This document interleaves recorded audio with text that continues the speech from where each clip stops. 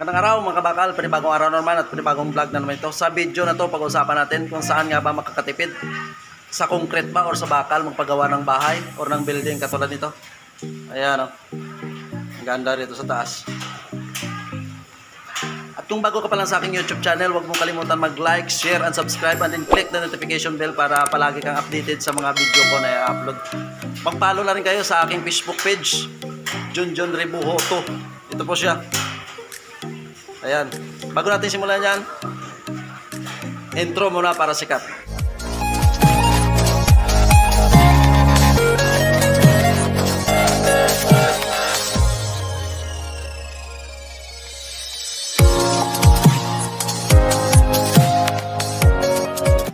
Shoutout nga pala sa pinakamabait at pinakamaganda nating kaibigan, Chris Patana Mahilong from Manapla, Negros Occidental. Ayan po, shoutout po sa iyo.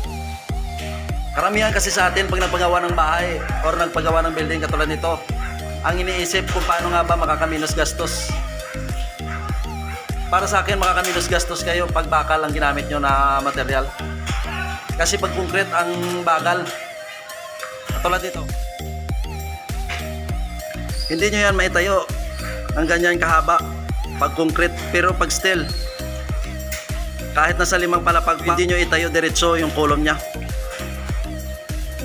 Kung maitayo nyo man yung concrete na ganong kahaba, ang dami pang preparation nyo dyan. Una, scaffold. Tapos ilang araw pa yung preparation nyo sa scaffold. Pangalawa, formworks. Ang daming mga gamit na plywood dyan or pinolik pag ganyang kahaba na itayo nyo na concrete. Pangatlo, ang laking labor na mga gamit nyo at yung consumables na mga gamit nyo dyan pag ganyang kahaba. Yung concrete column na ipatayo nyo. So, pero pag bakal, sa isang araw lang makakarami kayo ng patayo katulad nyo, no?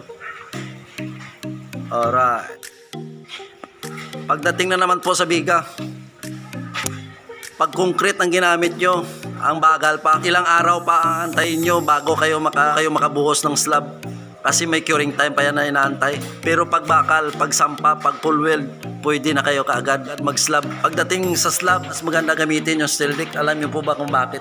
Nakakatulong pa yan ng tibay sa slab at mabilis pang gawin. Save kayo sa consumables at labor dyan. At malaki talaga ang masisave nyo sa labor at sa consumables pag steel deck ang ginamit nyo. At kagandahan pa rito, pag steel deck ang ginamit nyo, pwede nyo na yung gawing ceiling. Hindi nyo na kailangan ng takpan yan kasi maganda na yung tingnan, pinturahan lang, pwede na yung ceiling. Ayan o. Kasi pag steel deck ang ginamit, kaunting pangtukod lang, hindi na kayo gagamit ng plywood, hindi na kayo gagamit ng pako at ng kahoy. Okay lang pag marami kayong gamit, pero pag baguhan pa lang kayo, lalong tatagal yung trabaho nyo. Mas maganda gamitin ang steel deck sa slab, mabilis pa gawin, save pa kayo sa labor at consumables. Ayan o.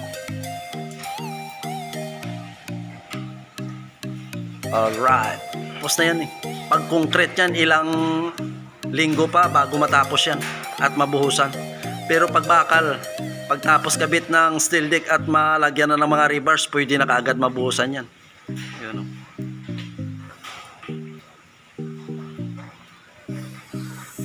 Katulad niya, no? Pag ganyang kalaki na building, 15 by 26 meters, 5th floor, 3 to 4 months, finish na yan pag kompleto ang material. Pero pag concrete yan, 6 to 8 months pa yan matatapos. Alright, yun lang. Sana nakakatulong po to sa inyo ang video ko na ito. At huwag nyo kalimutan i-share bilang suporta na rin sa ating YouTube channel. Hanggang dito na lang muna. Maraming salamat sa inyong panonood.